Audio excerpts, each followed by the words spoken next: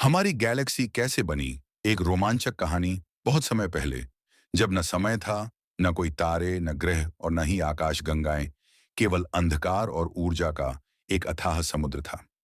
यही था ब्रह्मांड की शुरुआत का समय।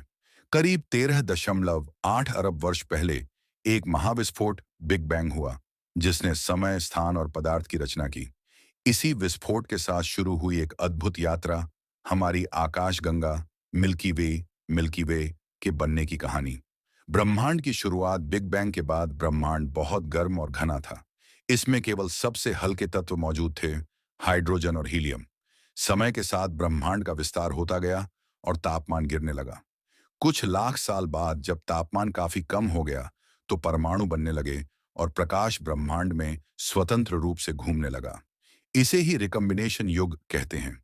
पहले तारे और आकाश गंगाएं ब्रह्मांड के ठंडा होते ही गैस, मुख्यतः हाइड्रोजन के बादल, गुरुत्वाकर्षण की वजह से इकट्ठे होने लगे। इन गैसीय बादलों में घनत्व बढ़ा और तापमान फिर से बढ़ने लगा। ऐसे ही एक क्षेत्र में लगभग 13.6 अरब साल पहले पहले सितारे बने। ये तारे विशाल, गर्म और चमकीले थे। इन्हें जनरेशन 3 स्टार्स कहा जाता है।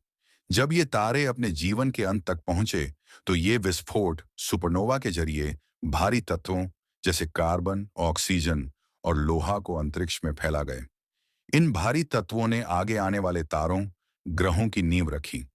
तारों के समूह इकट्ठे होकर धीरे धीरे आकाश गंगाओं का रूप लेने लगे।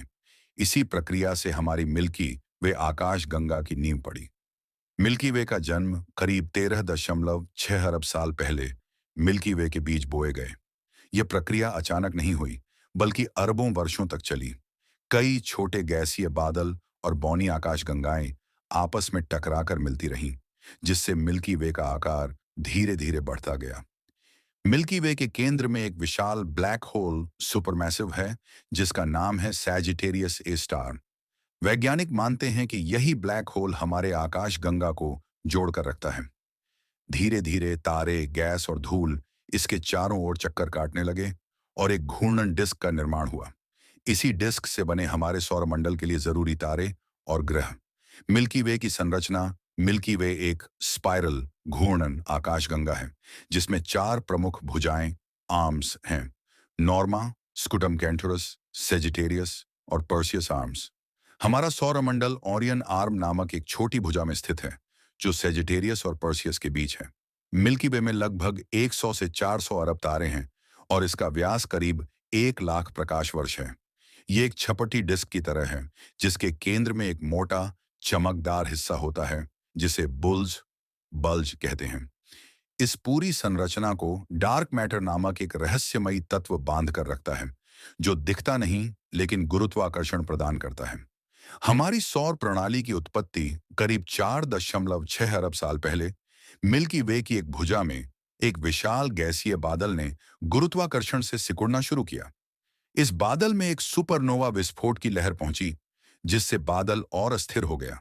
इसके केंद्र में एक तारा बना, हमारा सूर्य, और उसके चारों ओर चक्कर लगाने वाली गैस और धूल से बने ग्रह, उपग्रह और उल्कापिंड। हमारा सौर मंडल अब मिल्की वे में लगभग 8,280 प्रकाश वर्ष दूर स्थित है और आकाशगंगा के केंद्र के चारों ओर लगभग 2 करोड़ 50 लाख साल में एक चक्कर पूरा करता है। मिल्की वे की यात्रा जारी है। आज भी मिल्की वे स्थिर नहीं है। यह लगातार बदल रही है। छोटे छोटे आकाशगंगा समूहों को निगलती जा रही है।